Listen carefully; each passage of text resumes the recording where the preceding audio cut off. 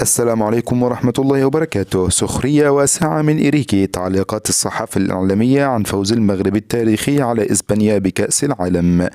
سخرت شبكة إسبن العالمية من لويس إنريكي مدرب منتخب إسبانيا، وذلك بعد تصريحاته عن ركلات الترجيح قبل مواجهة المغرب، حيث قالت: لويس إنريكي أعلن أنه درب لاعبيه على تسديد 1000 ركلة جزاء ولم يسجل أي ركلة ترجيح أمام المنتخب المغربي. صحيفة بي بي سي الإنجليزية. قالت صحيفة بي بي سي في تقريرها عن فوز المغرب أمام إسبانيا إن أسود أطلس تغلبوا على إسبانيا بركلات الترجيح في مفاجأة كبيرة بالمونديال، وتساءلت كيف فاز منتخب المغرب على نظيره الإسباني بركلات الترجيح. صحيفة جارديان الإنجليزية. قالت صحيفة جارديان إن منتخب المغرب تسبب في زلزال وصدمة قوية جدا لمنتخب إسبانيا، وذلك بعد أن تفوق عليه بركلات الترجيح بنتيجة 3-0. شبكة CNN العالمية. أشارت شبكة CNN في تقريرها إلى أن تسديدة أشرف حكيمي في ركلة الجزاء الأخيرة كانت بمثابة بوابة العبور المفاجئة